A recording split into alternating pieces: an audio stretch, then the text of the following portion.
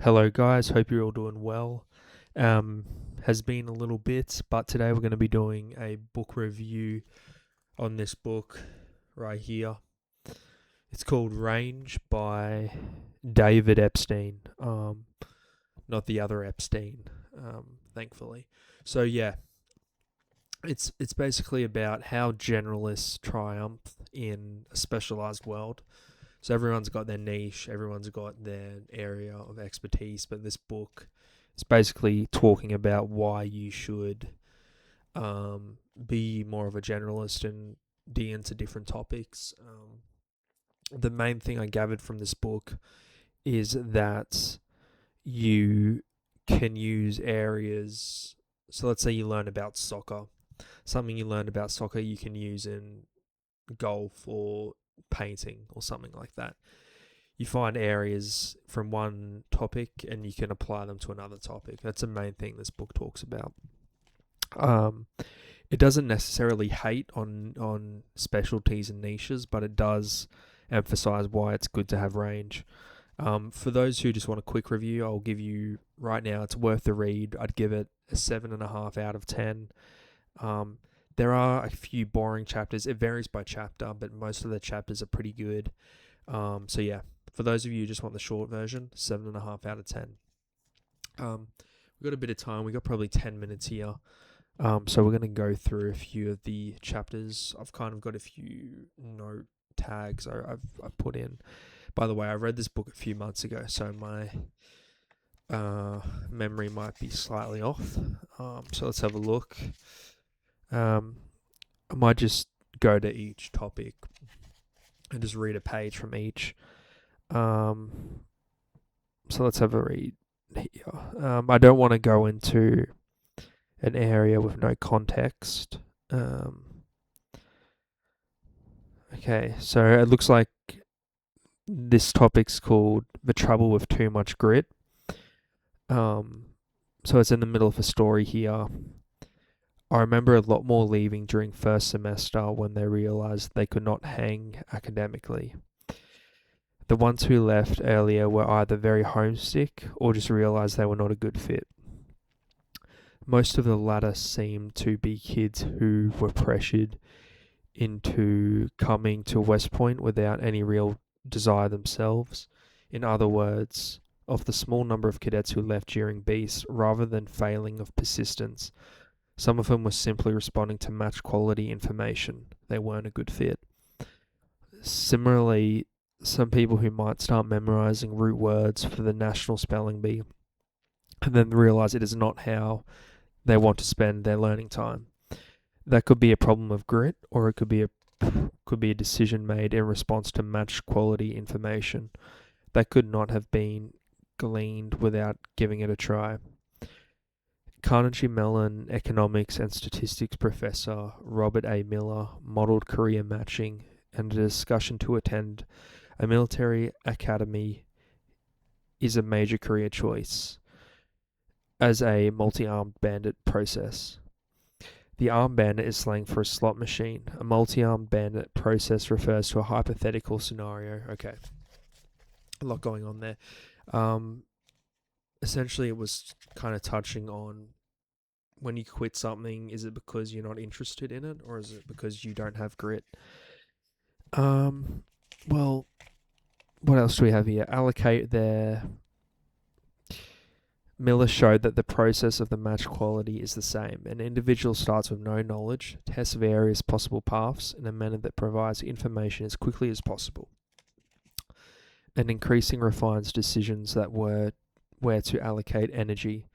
The expression young and foolish, he wrote, describes a tendency of young adults to gravitate to risky jobs, but it is not foolish at all, it is ideal. They have less experience than older workers, and so the first avenues they should try are those with high risk and high reward, and they have high informational value. Attempting to be a professional athlete or actor or to found a lucrative startup is unlikely to succeed, but the potential reward is extremely high. Thanks to constant feedback and unforgiving weed out process, those who try will learn quickly. if they might be a match, at least compared to jobs with less constant feedback. If they aren't, they go to test something else and continue to gain information about their options and themselves. So it's basically talking about having a go, and high risk reward works best when you are young. I agree with that, because you got less responsibilities when you're younger. But yeah, that was one page. Let me know what you guys think of that.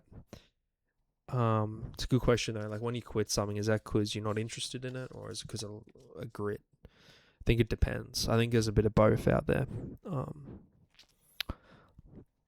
It's got another area called change interest topic.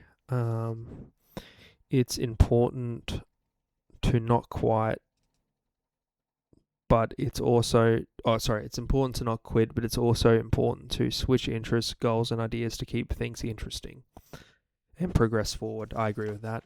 Things can get stale pretty quick. Like, if you're in the same job for too long or doing a repetitive task, you want to switch it up, because otherwise you'll just lose momentum, and you don't want to do that. It can get really boring. So yeah, that was another area. Outsider advantage. So let's have a read here. And as organizational boxes get smaller and smaller, as outsiders are more easily engaged online, exploration of new solutions now increasingly resides outside the boundaries of the traditional firm. Our intuition might be that only hyper-specialized experts can drive modern innovation. But increasing specialization actually creates new opportunities for outsiders. And Alf Bingham noticed for difficult challenges, organizations tend toward local search. Pardon me. They rely on specialists in single knowledge, domain, and methods that have worked before. Think about the lab with only E-coli specialists from Chapter 5. If those fail, they're stuck. For the most intractable problems, our research shows that a domain-based solution is often inferior. So I think that's saying solutions that are specific to that domain are not that good. Not sure why yet. Big innovation most often happens when an outsider who may be far away from the surface of the problem reframes the problem, and in a way that unlocks the solution. Okay, that's interesting. So a new person coming over with completely fresh way of thinking has that new perspective to hopefully change things. And I think a part of that is, when you're in business, a company that's been around for 20 years, they're just going to keep doing the same thing unless they bring in new blood and new ideas. And it's risky to do that too, so that's probably why people don't like to do it. So yeah, it's outsider advantage. I think that covers the main point of it. So we're going to look at Nintendo here. I remember reading this chapter a while back, and it was definitely one of the better chapters. So if you do get this book, this is the chapter I recommend reading. So let's have a look here. It's about how Nintendo started and how he innovated. So this guy, I forget his name, but he's very creative. Okay. We'll read a bit of it. He connected a transistor to a cheap store-bought galvanometer and noticed he could measure the current flowing through his co-workers. Yokoi imagined a toy that would make it fun for boys and girls to hold hands at risk at a time in Japan. The love tester was nothing more than two conductive handles and a gauge. Players grasp a handle and join hands, thereby completing the circuit. The gouge reported electrical currents as if it were a measure of love between participants. The sweatier their palms, the better a couple's conductance. It was hit among teenagers and a party prop for adults. Yokoi was encouraged. He committed to using technology that had already become cheap, even obsolete, in new and different ways. By the early 1970s, radio-controlled toy cars were popular, but good RC technology cost a month's salary, so it was a hobby reserved for adults. As he often did, Yokoi pondered a way to democratize RC toys, remote control toys. So he took the tech backward. Expense came from the need for multiple radio control channels.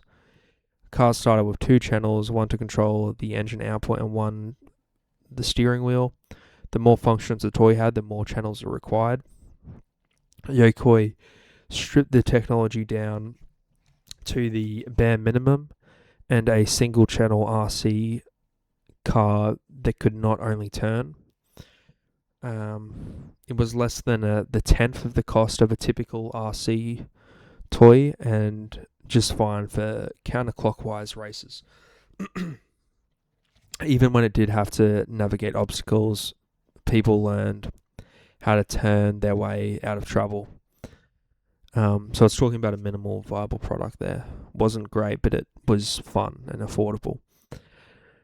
The trend at the time was to make toys as impressively as big as possible. What if Yokoi wondered where there was a game small enough an adult could play? More of the same stuff here. But I recommend this chapter. He talks about creativity and using, as he progressed in business, he'd use what he'd learned from previous ventures and jobs. Ambiguity under pressure. That sounds like a good chapter. I'll just read this paragraph that I've highlighted. Insisting on perfect safety is for people who don't have the balls to live in the real world.